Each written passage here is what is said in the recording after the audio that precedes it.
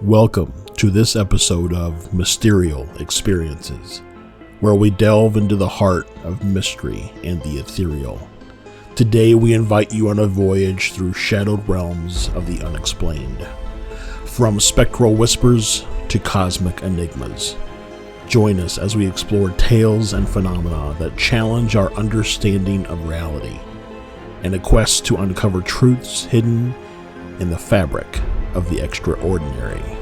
Prepare for a journey into the unknown, where each revelation is a step closer to unraveling the mysterious. Welcome back, everybody, to another episode of Mysterial Experiences. We have, again, Wendy Gallant with us. Loved her so much the first time. I had to have her back again. First time around, though, she talked about her personal experiences with the phenomenon. And this episode, we're going to get deeper into seeing without sight, Mindsight. It goes by, I think, a couple of different terms. And welcome again, Wendy. Thank you for inviting me, Josh. It's great. It's great to be back. Yeah, Mindsight is incredible. Well, and we kind of hit on, I think, a little bit in the first episode that we did, that posted a few weeks back, where we kind of talked about, I referred to it as like remote viewing, but in a very local way. But I mean, do you want to take just a few minutes and just, for anybody who's watching who may not know what Mindsight is, kind of describe it? Okay. Well, I'll go through what it is, and then I'll kind of go through how I got into it, or what happened with me. It basically is seeing with your mind, and a lot of people just can't even imagine that happening. And it's kind of like it's like EOV, not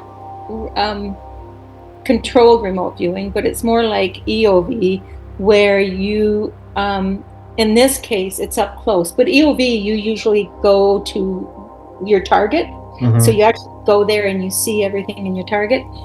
And that's how I remote view. And I think that's why I remote the view that way, is because of my training. But Mindsight is basically your mind, you after the training, you open and you can actually see. And I talk with my hands, I'm sorry. No, that's okay. Go for it. You actually see with your mind. And people, it blows you away. You see as with your eyes. It's just like your eyes. There may be some variations, maybe in color, because you have to imagine your mind is interpreting what it's seeing. Right. So, but my experience has been that you see exactly as with your eyes. Full movement, full color, everything. Yeah, it's pretty incredible. That's why my passion is to teach. My passion has changed a little bit, is to teach people that have eye issues, that have the prospect of going blind or have prospect of losing some of their sight, because we can open them quicker. I love teaching the blind, but it takes longer because they don't have, it's the mind thing, whereas when you're doing it with the mask, your eyes are open, so your mind is saying you should be able to see with your mind, with your eyes open. So it's a mind thing, and so you can open quicker that way because your mind's saying you should be able to see, even though you're wearing blindfold. If you're blind, it's a little more difficult. It is not impossible by any chance. Like I'm really training hard at this point, of training myself to actually see the room with my eyes closed, which is a whole different mindset for your brain. And I'm getting good success. So I'm doing that, so I know how to train the fully blind. And so anyway, that's why I'm doing that. But with the other way, it can happen very quickly. So like you say, your mind says your eyes are open, so therefore you should be able to see. So when you see with your third eye or whatever it is that you're seeing with, it's not such a big stretch. But if your eyes are closed, it's basically your mind's trying to say, hey, you can still walk through this door even though the door's closed. Exactly. Yeah, exactly. Yeah, pretty much. Yeah. Yeah. And it is, and my experience has been, mine has opened, but it hasn't stayed open. So I'm practicing so that it remains open, so that every time I close my eyes, it's right there, on demand. I guess that's what I'm trying to say, Yeah. on demand. So that somebody blind can call on this themselves, being totally blind, can call on, like, I want to make a coffee, and just get up and see the Yeah. coffee pot, and be able to make their own coffee. So it's pretty mind blowing, but it's incredible. Now kids get it right away. And Yeah. the reason kids get it right away, and I don't know if I went over this in the last one, us adults, once we get to a certain age, we're going to school, we have Right. romances, hormones, the whole thing. And then as we get older, we have so many stresses in our life. Our left brain is just going like crazy. Hmm. So our left brain basically takes over the right brain. So the whole process is to try to tone that down, so that the right brain, or the pineal gland, or whatever you want to call it. And Right. actually, the scientists haven't even figured out what's going on here yet. Right. But you have to tone down the left, and I'm getting really good at that. Tone down the left, and then let the right brain come out. And it's just a matter of training, and it's a matter of letting the brain know it's possible, or letting your whole body, everything, know it's possible. That when that, because the first time it happens to me, you think it's a dream or something, but it's not. It's getting your mind to accept it too. Yeah. So, I think the really interesting part too, on this show, I've talked a lot about how I think kids are more open to a lot of this stuff simply oh, because they don't have the world stressors yeah, bogging them down. yeah. I wonder, are you familiar with the Gateway experiment with Mhm. Robert Monroe? Yes. I wonder how hemisync would come into play in this moment. Um, that I do have the hemisync here, and I do use it for meditation and stuff, but I've Hmm. never used it for this in particular. So yeah, Yeah. sorry. No, maybe it should. no, Yeah, that's yeah, okay. Maybe that's the next yeah, yeah, experiment. yeah, yeah. So, Well, kids. I try to say, like, kids open fast. mhm. Um, it helps them so much, because they actually, when this happens, one of the people that we trained with, Michaela Israti and Mark Kismarov, they were doing experiments in Russia, and actually had microbes and everything. Mhm. They were wired up, and they found that you actually grow more neurons in your brain when you're doing this. Mm. So, in other words, it'd be good for all time, like, not Yeah. just, it's good for so many other things. And kids, I can't say start really young, because they have to understand what's happening, because Right. so many Right. other things happen with it. But kids learn better. When they go to school, they learn better. They have more attention. I think I said in the last talk we did, there was one little boy who Hmm. could not read anything. He was lowest in his class or anything. He went to my friend Leonie Appelt, who teaches in Australia. He put on the mask. He could read with the mask on, Wow. but he couldn't read You with the can read. mask off. Yeah. Yeah, yeah. So we found that. And another thing that happens is, once you open, um, if you have problems with your eyes, like if you can't read, you put on the mask. When you open, you can read fine, Right.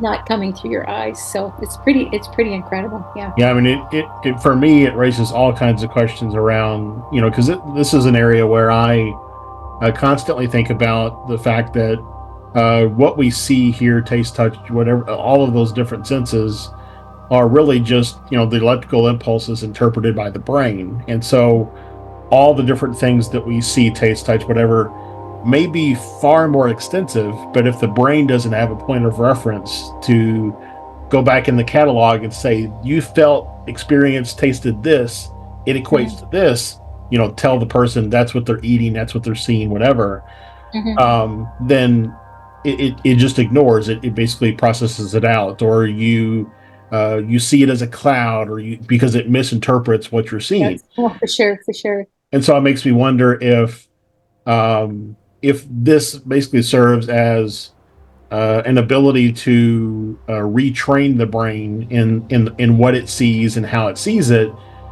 And I'm Sure. curious, when you're able to get to the point, and maybe you know others who have already gotten there, but I'm curious if once you get to the point where you're always open and you're also seeing through your normal physical eyes, um, what the experience is like in that case.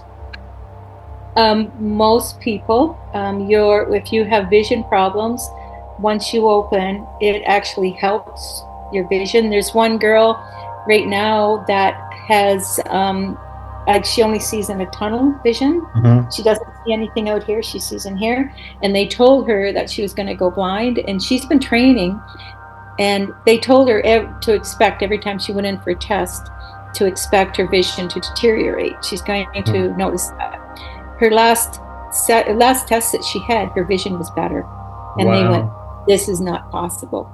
Your condition, this is not possible." Wow. So and also, you train long enough, you don't need glasses anymore, because your Yeah. mindsight. Your mindsight is making up for the deficiency of your physical Exactly. eyes. Yeah. Exactly. Yeah. Exactly. So it's pretty incredible.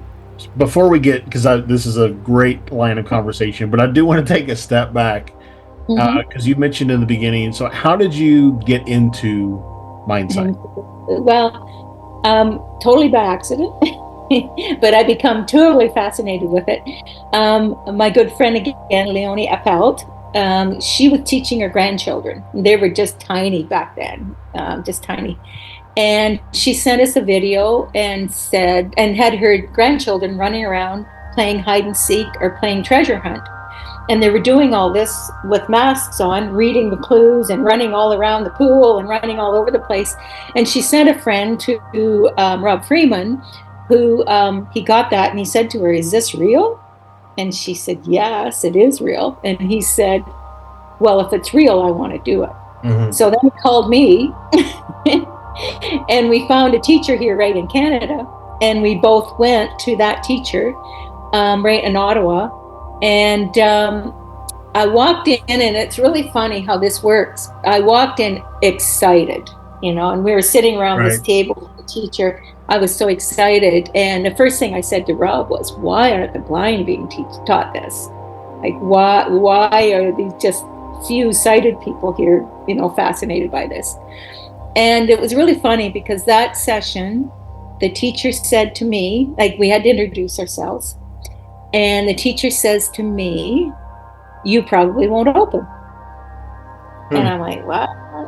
And she said, "Well, because you've just went through a trauma. My husband just passed away. So you've just gone through a trauma and you're too old." And guess what? I didn't. Yeah. I didn't. So, because she put that spark in my brain. Right. And I didn't. So a girlfriend of mine there, I had the honor though of teaching a little boy that time, and to learn all about it. And I'll never forget the little boy. I think he was 6, and he opened right away, and he was reading and everything. Mm-hmm. And I said to him at one point, I was holding a color up, and I said to him, because I was really curious, "Where are you seeing from?" Because he's wearing this big mask. It's taken up his whole face almost. And I said, "Where are you seeing from?" And he points to the inside of his arm. And I went, "What?" And he's, "Are you sure that's where you're seeing from?" And he said, yes, that's where he was seeing from. Mm. And so then I immediately said, "Well, no, you got to bring it up here." And the teacher ran over right away and said, No. Children can see from anywhere in their body. Yeah. It may move around, but that's where the little boy was seeing. And there was another girl there, Liz, she was Spanish, and I think she was in her 20s at the time, and she opened, and I had the privilege of watching her and train. Like, we all paired up, and she opened, and I remember she took my hand and she said, "I see this jagged area on my mask that's open." And so she had me run my fingers through so she could count the fingers. That's how she opened up. Wow. And then after that, before we left, she was reading the book. Yeah. And so I saw we went back to the Airbnb we were staying at, and I was sitting in a rocking chair with the mask on, and I was listening to Liz and Rob over practicing, and I was just rocking back and forth. And I think this was almost our last day. And one of the other fellows walked over and he put a colored sheet on my lap and said, "What color is that?" And it was just like my whole mask lit up. It was fluorescent pink. And I said that, and he goes, "Yes." So that was my first experience that day. So then after that, Rob and I practiced and practiced and practiced, and then we went to multiple trainers. We had Michaela and Mark come over from Russia, and they came over to London, Ontario here, and spent a week training with them. And when I did that one, I just saw the whole room. We started out with colors and everything, and that was my first experience of just seeing the whole room. It was pretty incredible. But it didn't stay open. Yeah. Sorry, go ahead. It didn't stay open, so we just carried on training again. And every trainer we had a different method. Every So then we went on to, and all the videos show all the experiences that we had. It was pretty incredible because we were seeing cups in the room. We could tell where the cups were. And we had a pyramid of cups, and the navy blue one was there. I had to find the navy blue one, and that was difficult because of the 2-dimension. I couldn't get my hand to find that because you're seeing with your mind, but I could see everything. And so then when we had Nikolai Denisov and Marina, when COVID came, we had a month-long training every day with them online, and I was continually seeing the room in full color then, and I was reading, and I was, when he left, I was reading a small magazine, read the writing on it. So that was pretty incredible, and his was my eyes closed. It wasn't with a mask, because he always just said, the mask is for non-believers. You can just do it with your eyes closed. It's a crutch, yeah. Yeah, exactly. So we trained with him, and then Rob and I just kept training back and forth all the time. And then we tried other ones. Carolyn Corey, we did a small course with her, and we just kept going. And then after a while, we just figured we both opened up we split off, and we started training separately. Opened up our own YouTube channels, opened up our own Facebook channels, and offered our services for free, hopefully to the blind or people with eye issues, or anyone that wants to learn it. And so we do that for free normally. So well, that's fantastic. And I've seen a handful of your videos. The one that gets me every time that I'm just so amazed by is where you're shooting cups with a Nerf pistol. And I was like, wow, how is that possible? Everyone loves that one. Yeah. And you can see my Facebook page is that picture, and it was like my response the first time I did it was like, wow. Because you have to find that, and the part of that was credible is that I hit the top cup. The first time I hit the top cup, and then I reloaded, and then I got the rest of them. So yeah, and I did that twice. There was a stack of blue cups and a stack of orange cups that I did that with both of them. And we were actually doing, we had noodles, standing up noodles, and we had to navigate around that with blindfolded and tell which noodle was what color as we navigated through that. So it's a lot of fun, actually. The more fun it is, the more it opens. So, yeah. Yeah, and so I was wondering, because I'm sure that it's different for everybody, yes. But what are some, signs, if you will, that you may be a good candidate to open, or can anybody open with enough training? Anybody should be able to. Anybody should be able to. the difficulty is just calming your mind. And sometimes some people have difficulty doing that if they have a high stress job or whatever like that. I have one fellow, Mark, who does have a high stress job, but I teach him online, and he's absolutely incredible. He's seeing playing cards all the time. His thing, he loves. He's never played cards in his life, but he loves his Mindsight. Loves playing cards. So he's seeing them constantly. And he did say at one time, he said he was going to go and play it in Las Vegas because he was getting one after the other. Yeah. So in one session, I was holding the cards up and I said, pretend I'm your opposite player and I'm playing against you. Now tell me what I'm holding. And Right. he got them. It was pretty incredible. So it was intuition. But one of the things this training does is increases your intuition, increases your sight, increases your knowing, your EOV. I'd imagine it's kind of like if you go to the doctor and your doctor says, hey, you have high blood pressure, exercise 15 minutes a day. Exercising 15 minutes a day will help your high blood pressure, but it'll also help a myriad of other things with your health, right? And so I'd imagine that this is the same way. Although you may be training for Mindsight, a myriad of other things are going to open up, are going to allow you to experience, et cetera, et cetera. And so... Yeah, and I think some of the training that I did is the reason why I was having some of the experiences I had. Yeah, I would fully admit, yeah. And I do think I did have help because of all the experiences I had with, I call it Star Family. But also they did start when I was doing all that training also. Mm-hmm.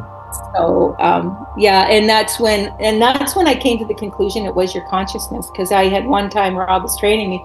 He went into the bedroom in my house and with a colored sheet, he walked in there, and as he walked in there, I felt my consciousness follow him in. Mm-hmm. And I said to him, I just went in there. It felt, seriously, I just went in there. And he said, well, if you just came in here, tell me what the colors are. And I was getting the colors right after the other with him in the other room. So it was like I was right there. Yeah. Yeah. So,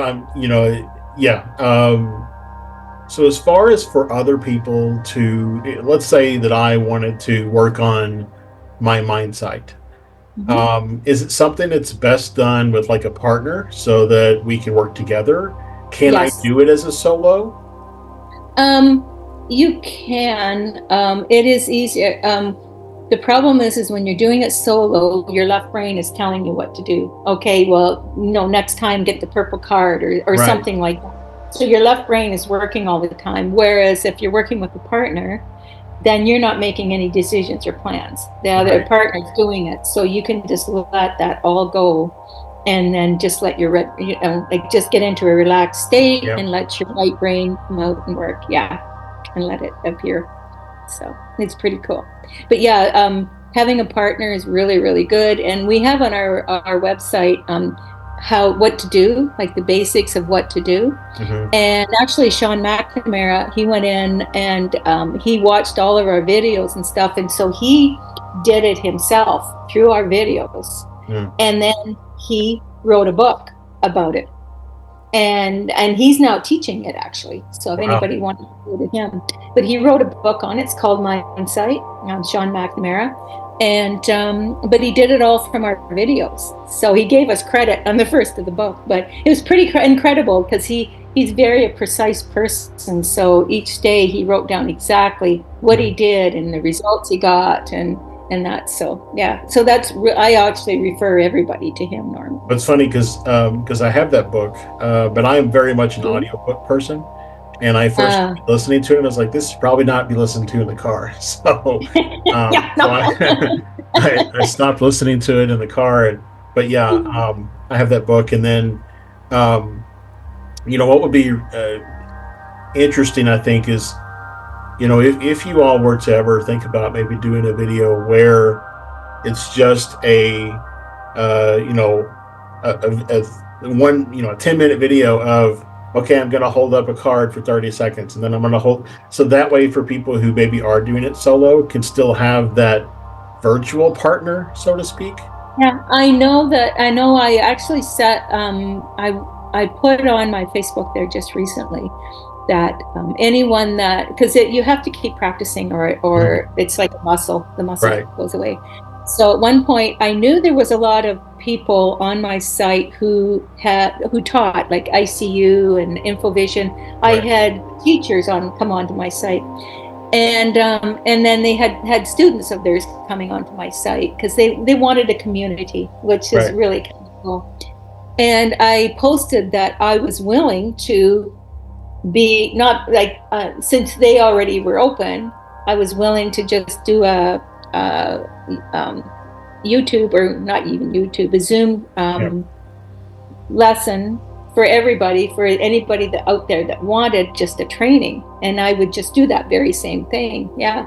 And I had more people who had not learned how to do it, all wanting to do that. And I'm Yeah. like, well, you have to be open for me to just hand up, Right. you have to start somewhere first. So, yeah. Yeah, that's I think you're very much, when you said it's like a muscle. I mean, it is very much if you're starting from a point of just absolute atrophy and you want to Yeah. build, to a certain point, it's going to take time and effort on your part. And, I remember I used to have this thing hanging up in a cubicle when I used to work in my corporate office, which was anything worth doing takes time. Right. Um, Yes. and so Mhm. this really is, if you want to see the result, you have to put in the time and you have to commit. And really, I Yeah. think it's commit in here, in the heart space that this is something I want to do. And so it's worth my time to invest in doing it. In order to keep it, when Michaela finished training us, she said maybe 4 minutes a day, just open it. When Yeah. I was practicing, I try to tell people also, you get headaches right here. Like Yeah. you start out with mild headaches, and the more you practice, like a muscle, you hurt a little bit. Right. And as you You're practice, stretching it each time. Yeah. you're stretching it each time. So I tell them to expect that. You may not, but expect that you may get that. And I did get it because I practice hard. I would train, and then I'd come back from the training, and then I'd start practicing on my own. I practice every day, so just to keep it open, and also for new nuances for teaching other people too. Mhm. So yeah. So, but yeah, it is a muscle, and you have to keep at it, and it's fun having someone, a friend or someone that's into it also, and Right. that you can quickly, do a quick practice with them. Yeah. Well, and when you think about it this way too, I would think that it almost serves as another mode of meditation. Oh, Because for some people it's hard to sit down and breathe and listen to a guided meditation or whatever for any period of time. But I would think this gives especially, I think, I have ADHD, and so meditation is really difficult for me. My wife's the same way.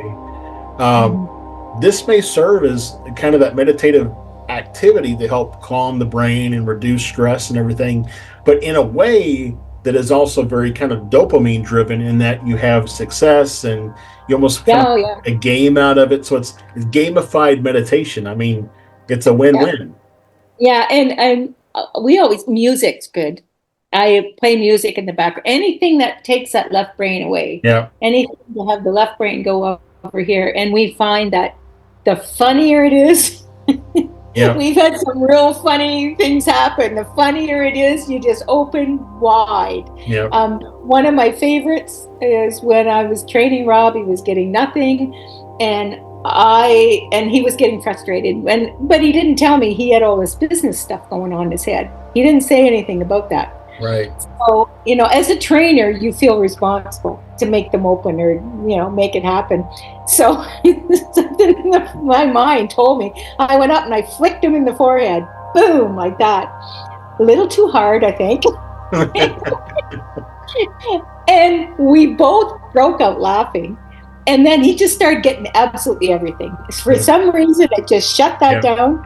And I was on the floor. I was laughing so hard when I did that. But it was amazing. He just got everything after that. So he just needed that shock. And it Yeah. was a shock for him for everything to shut down and let us right brain open and to do this. So, yeah.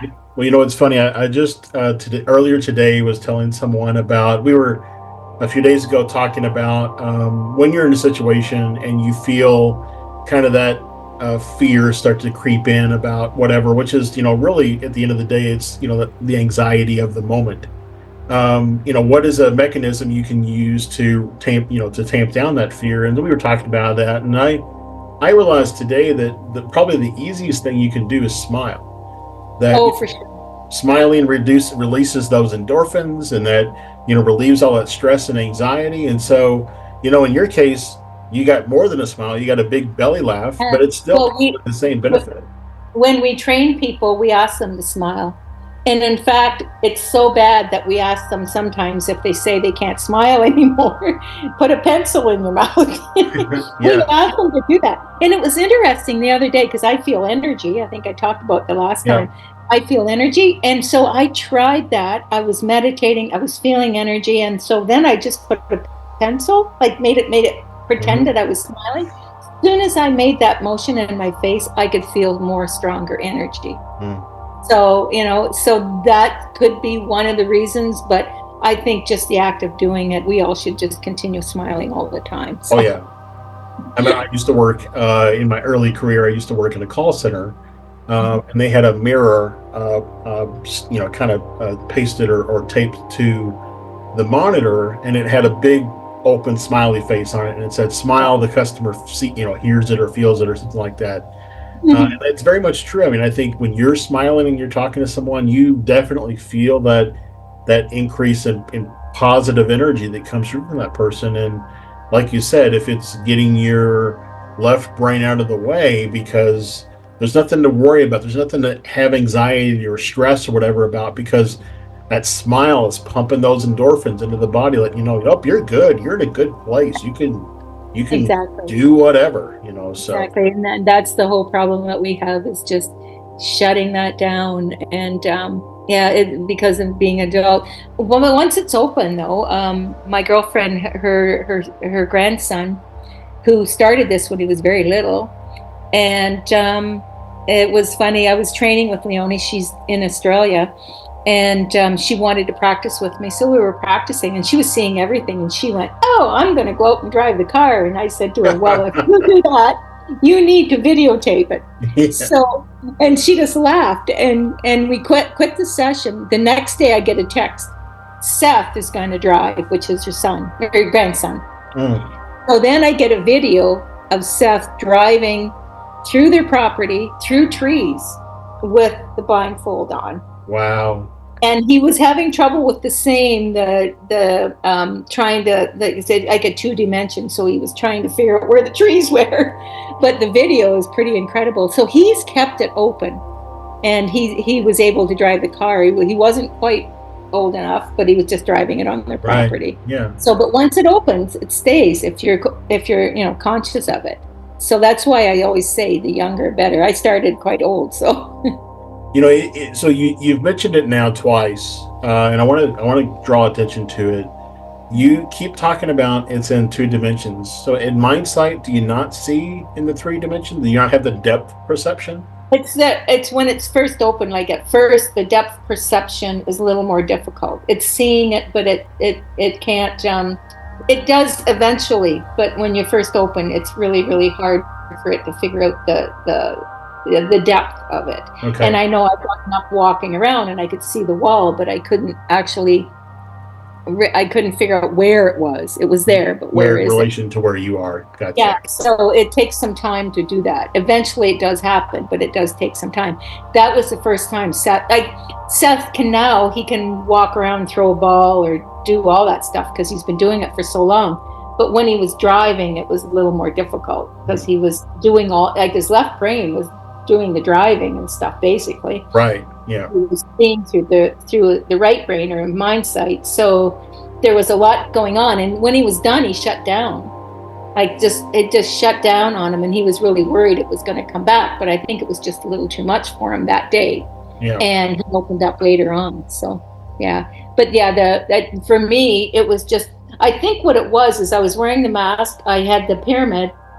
the cup was in the center, and I knew the cup was in the center, but when I reached out for it, it was like I was reaching out and my hand, like my movement wasn't just Right. quite right. So I wasn't getting the hand to cup, you know. I Kind of finally like did, but it took some practice. it's kind of like those people who wear the VR goggles, Yes. where you see things in front of you and you reach out like they're there, but they're not That's exactly. exactly Yeah. that's exactly what it's like at first. Yeah. But eventually you read and everything else. Right. And I, and I think I said I saw when I first opened, my very first thing was seeing a cup right here, purple cup ring. It was like boom, there it was. I saw everything. But getting to that point, it's like it's something. I always say it's just something that you do for yourself. It's Mm-hmm. to open everything. It's not something that you do in a whim. I think Right. all of these things are to increase your knowledge and Oh yeah. increase. And it's another, so I speak a lot in analogies. So it's we're all trying to sail the ocean, right? And so there's many different ways to get your boat out of the harbor. This is just another one of those ways to get your boat out of the harbor. But it sounds like it might be one of those ways that um, may be most inclusive of, I guess, kind of related phenomena coming along with it. So, Yes. in meditation, you start to open up, and maybe you start to, see and experience small things in your locality. This sounds like it might be a supercharged way of really kind of opening up other aspects of the experience of the reality. Yes. And the biggest thing I tell people, whoops, um, the biggest thing I tell people is though that when you come into it, you have to believe. Yeah. You have to believe this is possible. If you go in just wanting it to happen, but you don't think Right. it's real, you're not going to go anywhere. So you have to. That's why we try to have somebody there who's actually doing it. But most people that don't believe, they tear it apart. Yeah. Like Nicholas said, the mask is only for those that don't believe. So yeah.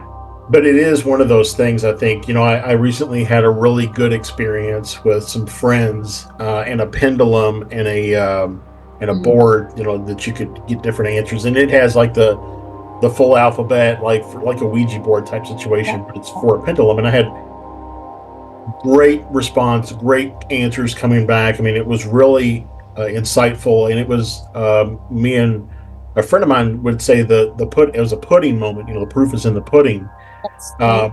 And so for me, when that happened, it strengthened my own belief in the use of the pendulum in this board. Mhm. And other, I also use dowsing rods, and it strengthened my belief in the use of the dowsing rod. So when you do this and you have that kind of first breakthrough moment where you do see with a blindfold on, that will be the confidence booster that you need to keep going. But it's the initial belief that it can happen and the commitment to continue to work until you have that breakthrough moment that makes all the difference. I've had so many people say, What is it like?" And when I say it's like seeing with your eyes, it's the very same thing, seeing with your eyes. Not People hardly believe that, but it is color. Everything is like Yeah. seeing with your eyes. It may come in initially as black and white. It's like stages that your mind's doing to accept it.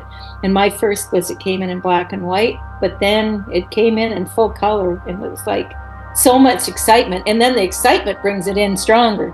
So Right. Yeah. Because again, you're even turning off that left brain even more, and you're putting more of your energy towards the right brain and your pineal gland.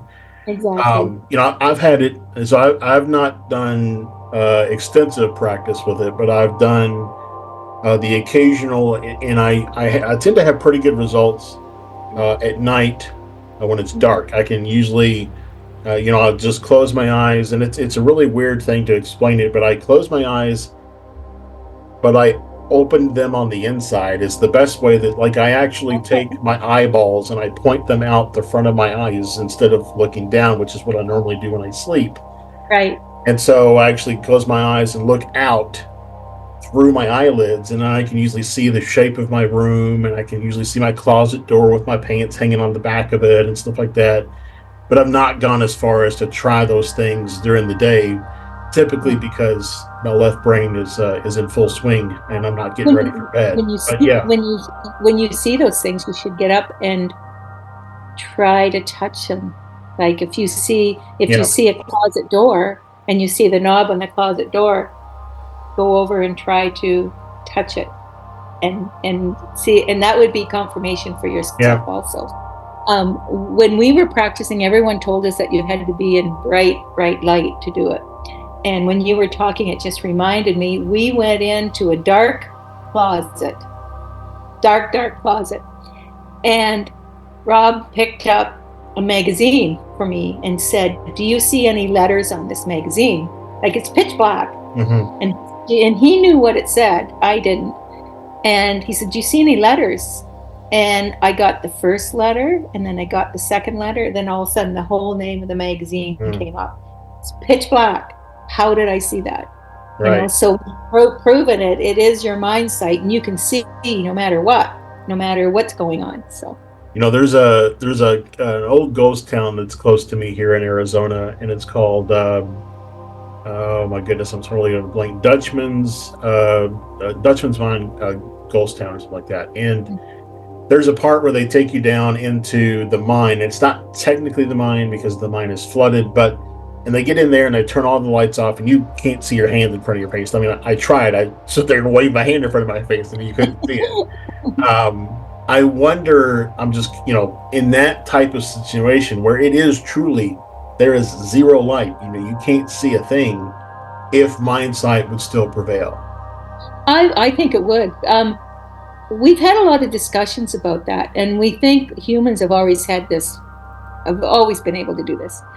And we think even caveman times, like you don't have lights, whatever there, and they had lots of things trying to get them, and like you're in a cave or whatever, it's pitch black, things can come in, and your Mindsight comes open, and you can maybe that's how they were seeing, like not their eyes aren't they're like people were moving with their Mindsight. I know we did one experiment. We had a scientist from the UK who came onto our Facebook site and was basically hassling us, saying that this isn't possible, like you guys are, faking everybody out and all this kind of stuff. And after having a long discussion, I was getting really ticked at him. and so I was getting ready to leave Rob's place, and he goes, "Well, let's do something and try to prove it." So down we went, and he put up a black blanket, hung it up, and then it was in between me and the table, and he was putting stuff on the table, so I had to see through the mask, through the blanket, to what was on the table. And so it took me a minute to do that, because my brain said, like, yeah, I can see through the mask, but there's something. There's another barrier there. Yeah, it was black. And so the funny thing, if you watch that video, I kept telling Rob to keep talking, because when he talked, my left brain would go to him. So eventually I got through the blanket, and I was getting what Rob was putting on the table beside me, or in front of me. Yeah. But the thing that I still remember, blows my mind, is I was sitting there and I saw him walk around the back of the table, pick up another card, bring it up and set it. And I knew what the card was before he even set it on the table in front of me. So what is that? Like that's kind of like EOV. I don't know. Yeah. But it just went boom. And not only did I see that, but I saw him walking around. So my Mindsight opened and was seeing, and I guess it was focused on him because I was waiting for the next card to come. So, and I saw it in full color and I knew what the card was before he said it in front of me. So then the interesting thing is that the scientist still heckled us a little bit, and then he quit. Everybody on my site got really ticked at him. So I think they said take him off. But I heard later he actually texted me and said, "I want to scientifically test you because apparently I did press him. Okay. But he was from the UK, but I wasn't going to go to the UK. Right. But we found out later he bought a mask and he put it on his little grandson. His little grandson put it on and started playing. All of a sudden he believed. His grandson didn't need anything. He just put the mask on and started playing in the living room. So he didn't actually tell us. Someone else told us that. He did believe then. He didn't want to come clean. But it's funny how many scientists I've had saying that you're just, like, this isn't real, right. You guys. This is all CGI. Yeah, for sure. And you're looking for the mask, right. And it's really hard to prove to them, because when you're seeing through a mask, they say, well, you're just seeing through here. Well, yeah. How can you change their minds if they get that in? So I think a lot of times, though, I think we talked about it the last time you were on, and I know I've talked about it on the show before, is that I think for a lot of people, they'll always find an excuse why it can't be real, because to accept that it is real is the bridge too far, right? It takes them to a level of reality that they're not yet ready to go. They're not ready for. Yeah, I know. And I think with me, I've been open to anything, and I've had a lot of things happen to me, but I've been open, and anything that happened to me, I've just always been so excited about it. Like for some reason, I find it's absolutely normal, and it's just like, bring it on. I'm very much a what else does this reality have to offer, and how can I see, like I remember a couple of years ago, I was talking to somebody, and I said, when you realize that the human eye has 3 cones, and so that allows us to see everything that we see with those 3 cones. Mm-hmm. Butterflies have 5 cones. Mm-hmm. What do they see? I know. I want to be a butterfly.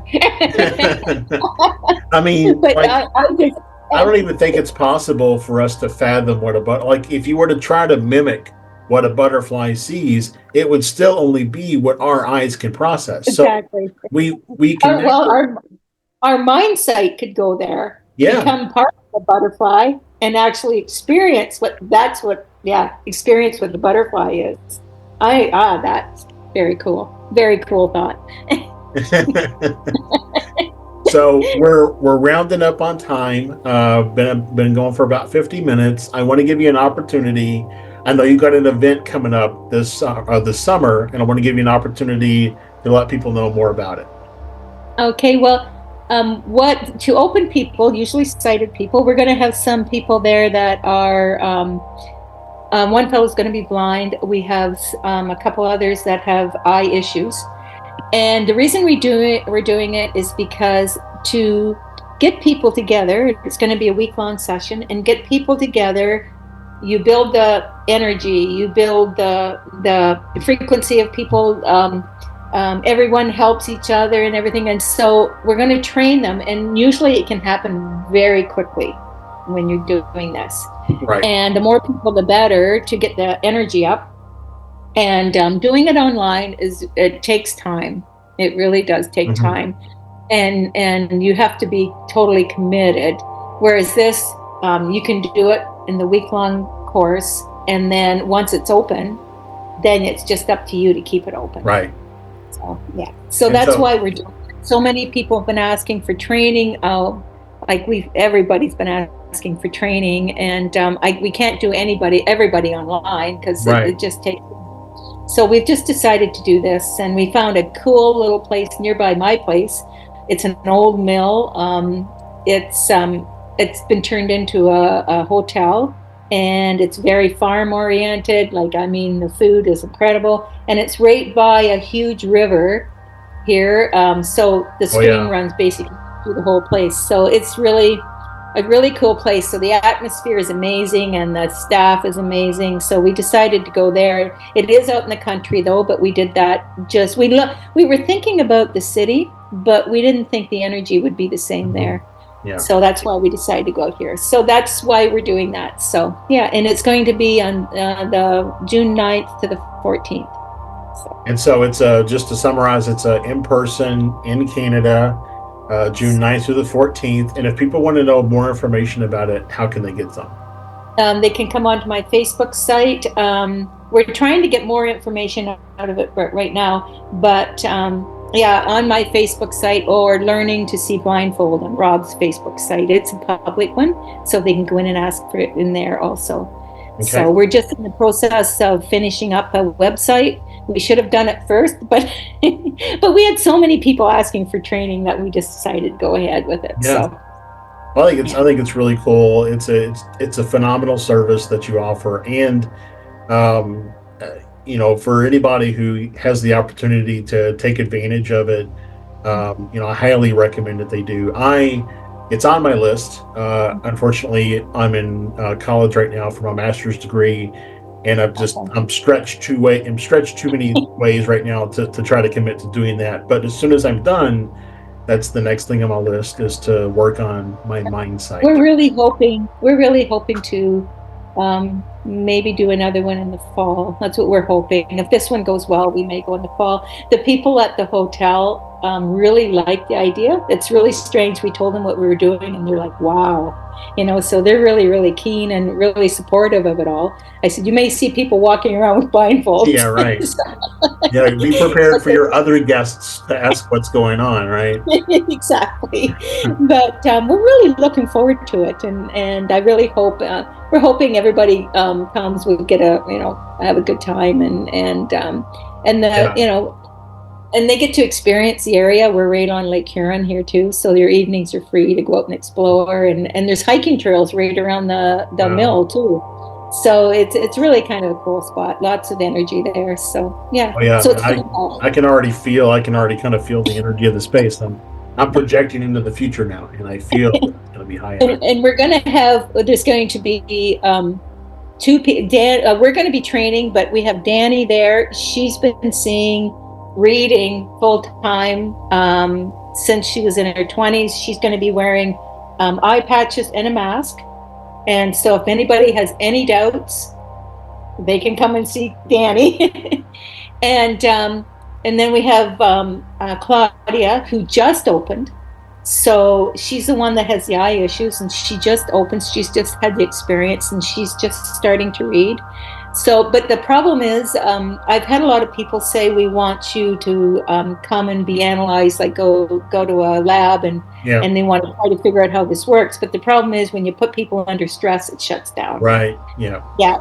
So Danny is so comfortable in it, it doesn't shut down. And Claudia, we're not sure yet. She is seeing, and we've had instances where the stress can shut it down and it doesn't come back. Mm-hmm. So we have to be really, really careful with that. So Danny will be there for sure. Something you may consider looking at. There's a company that's called Muse, MUSE, and they make a headband that you can wear, and it's supposed to help know what your brain waves are doing, to know when you're in a meditative state, so you can identify that in yourself. Yes. But you can also use it just to monitor your brain waves through various activities, and I've used it in a number of different ways in that regard. We're trying to get you in the theta state. Well, I have the Muse, and we've been working with that, and we're trying to get you in the theta state, which allows us to come through. Yeah. And I will say, for anybody who might be looking at the Muse, my one complaint about the old headband was that it's very rigid. Like it's very hard to make sure that it stays in a position, specific position, and it can lose connectivity in various places. But the new one, not that necessarily that I'm endorsing them, but the new one is more like a headband. Like it's fabric, and it's not as rigid as the original was, and so. I wish they offered some sort of a trade-in, plan. I'll send you mine back. You give me $100 off the new one, but I have one. It's got to be like 8 years old, but I still use it. It still works. Yeah, but I think there's something out there. I'm investigating it. I've heard this from someone in Europe, and they come up and they just have a thing that they can touch your forehead, and it'll tell them whether you're in theta or not. Mm. So I'm trying to find out what that was. It would be really good to have that at our clinic, so that can just walk up to the person, and if they're not in the theta, you still have to work at Right. them to Still get gotta to go. come to Yeah. that state. Yeah. So, but yeah, if we can find that, we still have some time. So, yeah. So anybody who's listening who might know what that is, drop Yes, a comment exactly. on the Let me video know. and I'll get it to Wendy. So, Yeah, all right. exactly. Well, thank you, Wendy, so much for being on again. Great. It's been an absolute pleasure having a conversation, and I look forward to diving deeper into your YouTube channel and your Facebook page to figure out what's going on and my own personal journey for unlocking my mindsight. So Well, thank thank you you very again. much for inviting me. And I've with all the experiences I've had, one of the things I have been told that this is what I'm supposed to be doing, not just open the mind sight, but open up their minds to everything that's going on in the world. So to realize that there's different dimensions, all this kind of stuff, it all Yeah. comes from this training. So I've been told this is what I need to be doing. So Yeah, it's the same way for me. I've been told that I'm supposed to be an enabler. I'm supposed to mm, enable people to figure out the bigger picture. And yes. so, it's the podcast and the work that I do with the dowsing rods and all of that kind of stuff with various people is just to cause them to think differently about their reality in hopes that they'll open up and explore it more. And that So, that's what I've been told, what I'm doing too. It's not so much, even if my training opens them up in different avenues, say they didn't see, but it opened them up to realize that there's more in yeah. life than what they thought.